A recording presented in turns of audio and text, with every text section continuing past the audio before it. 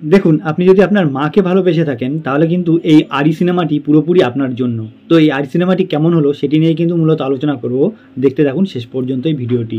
নমস্কার বন্ধুরা, সম্রাট ফিল্ম রিভিউ চ্যানেলে সবাইকে স্বাগত। তো প্রথমেই বলে রাখি, আমি কিন্তু আগের ভিডিওতেও যখন আমি ট্রেলার নিয়ে রিভিউ করছিলাম তখন কিন্তু একটা কথা বলেছিলাম, আপনি যখন বাড়ি ফিরে দেখবেন যে আপনার মা আছে, তখন কিন্তু মানে আপনি যে কাজেই যান না কেন, পৃথিবীর যে কোনো কর্মে কাজে মানে অফিসে আদালতে যেখানেই যান না কেন, আপনি বাড়ি ফিরে যখন দেখবেন, আপনি কিন্তু রাস্তায় যখন ফেরেন তখন কিন্তু এই ভরসাটা মানে এই শান্তিটা মাথায় থাকে বা মনে থাকে, হৃদয়ে থাকে যে বাড়ি গিয়ে মায়ের দেখা পাবেন এবং তার হাত থেকে এক গ্লাস জল অন্তত খেতে পারবেন। এই যে একটা শান্তি, এই যে সুকুন, এই ব্যাপারটির জন্যই কিন্তু পৃথিবীতে প্রত্যেকটি মানুষ বেঁচে থাকে এবং যাদের মা আছে এবং যাদের মা নেই প্রত্যেকে কিন্তু সেটা ফিল করতে পারে। যাই হোক, এটি কিন্তু বিষয় না, যেহেতু মাকে নিয়ে সিনেমা সেই জন্যই কিন্তু এত কথাগুলো বললাম, মায়ের বিষয়টি নিয়ে আলোচনা করলাম। তো যাই হোক, এটি বিষয় না, মূল টপিক যেটি হচ্ছে আরি সিনেমাটি কেমন হলো। তো দেখুন, মৌসুমী চ্যাটার্জি বহুদিন পরে কিন্তু বাংলা সিনেমায় অভিনয় করলো।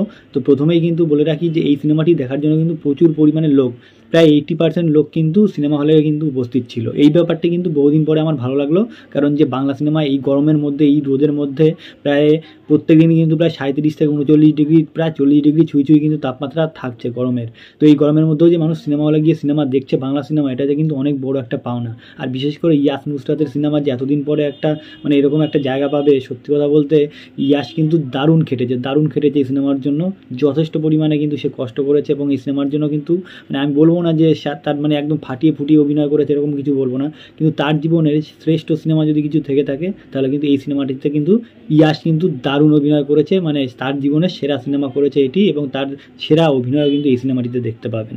তো যাই হোক, এই সিনেমাটি কিন্তু অন্তত একবার হলেও সিনেমাটি দেখতে চান হলে। মানে আমাকে যদি পয়েন্ট দিতে বলা হয় তাহলে কিন্তু আমি 10-এ অবশ্যই কিন্তু 6.5 দেবো, কারণ এই সিনেমাটি কিন্তু যে খুব হাইফাই বা খুব ভালো লেগেছে বা এরকমও কিছু নয়, কিন্তু সিনেমাটি কিন্তু যেহেতু মাকে নিয়ে টার্গেট করে, আর যারা প্রত্যেকে মানুষই হচ্ছে কিন্তু মাকে ভালোবাসে, তো সেরকম একটি সিনেমা দেখলে কিন্তু আপনাদের চোখের কোনায় একটু জল ছলছল করে উঠবে। তো যাই হোক, এরকম ধরনের একটি কাহিনী নিয়ে সিনেমা করা হয়েছে। তো এই কাহিনীটি হচ্ছে অনেকটা এইরকম যে আপনারা ট্রেলারেই কিন্তু অনেকটা দেখে নিয়েছেন যে মৌসুমী চ্যাটার্জি সে কিন্তু এমন একজন মানসিক রোগী থাকে, মানসিক রোগী বলা মানে ভুল, অনেকটা কি মানসিক সমস্যা তার। মৌসুমী চ্যাটার্জি কিন্তু মাঝে মাঝে ভুলে যায় যে তার ছেলে ইয়াস মানে তার আদৌ ছোট ছেলে কিনা কিংবা তার স্বামী কিনা, মাঝে মাঝে কিন্তু গুলিয়ে ফেলে এটাই, কখনো ভাবে যে তার এটি ছেলে মানে ইয়াসকে ছেলে মনে করছে, আবার কখনো তার হাজব্যান্ড মনে করছে। এই হচ্ছে সমস্যাটা তার। তো এইরকম একটা পরিস্থিতির মধ্যে কিন্তু রোজ মানে ট্যাকেল দিতে হয় ইয়াস দাশগুপ্তকে, এবং যার ফলে কিন্তু একটা তার সমস্যা এবং টেনশন মাকে নিয়ে সবসময় থাকে।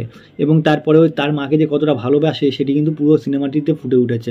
এবার তার মধ্যে নুসরাতের অভিনয় কিছুটা ছিল, মানে আংশিকভাবে, যেহেতু নায়িকা না থাকলে নয় এরকম একটা ব্যাপার, কিছুটা তার ভূমিকাও নিশ্চয়ই রয়েছে। এবং সবথেকে আমার মনে করি সেটি হচ্ছে এই পলিটিক্যাল ব্যাপারটা কিন্তু এই সিনেমাটির মধ্যে যদি না ঢোকানো হতো তাহলে কিন্তু সব থেকে ভালো হতো। কারণ এই পলিটিক্যাল ব্যাপারটা আমার মনে হচ্ছে যেন সিনেমাটিতে জোর করে ঢোকানো হয়েছে। এই সিনেমাটি বাদ দিলেও কিন্তু কোনো কিছু যায় আসতো না।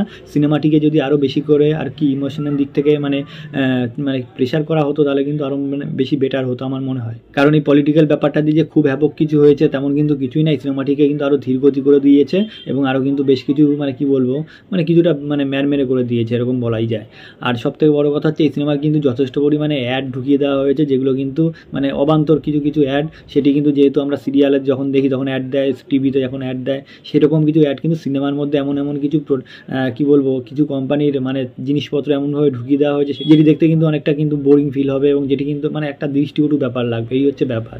তো যাই হোক, এতদিন পরে কিন্তু মৌসুমী চ্যাটার্জি বাংলা সিনেমা ফিরে এসছে বলে কিন্তু মানুষ কিন্তু আরও বেশি করে, যেহেতু একটা ইমোশন কাজ করছে মানুষের বাঙালি দর্শকদের মধ্যে, কারণ মৌসুমী চ্যাটার্জিকে দেখে দেখে বাঙালি দর্শকরা বিশেষ করে অভ্যস্ত, যারা মৌসুমী চ্যাটার্জির ফ্যান, যারা মৌসুমী চ্যাটার্জির অভিনয় দেখতে ভালোবাসেন তারা কিন্তু অবশ্যই বেশি করে। তবে একটা জিনিস কিন্তু বিশেষ করে খেয়াল করে দেখেছি, ম্যাক্সিমাম কিন্তু বয়স্ক মানুষ, যারা মানে বয়স্ক মহিলা এবং বয়স্ক মানুষের সংখ্যা কিন্তু বেশি ছিল এই সিনেমা হলে। সিনেমাটি যখন দেখতে যাই তখন কিন্তু এরকম ধরনের মানুষের সংখ্যাই বেশি ছিল। আর এই সিনেমার সবথেকে বড় প্লাস পয়েন্টগুলো হচ্ছে এই সিনেমার গান কিন্তু যথেষ্ট পরিমাণে শুনতে ভালো লাগবে, যেগুলো কিন্তু আপনি মানে প্রত্যেকটি গান কিন্তু আপনি সিনেমা হল থেকে যখন বেরোবেন শুনতে মানে সিনেমাটি দেখার পরে যখন বেরোবেন তখনও কিন্তু আপনার কানে বাজতে থাকবে, এরকম মানে এত সুন্দর গানগুলো হয়েছে। গানগুলো কিন্তু সঠিক জায়গায় ইউজ করা হয়েছে ব্যাকগ্রাউন্ড মিউজিক থেকে।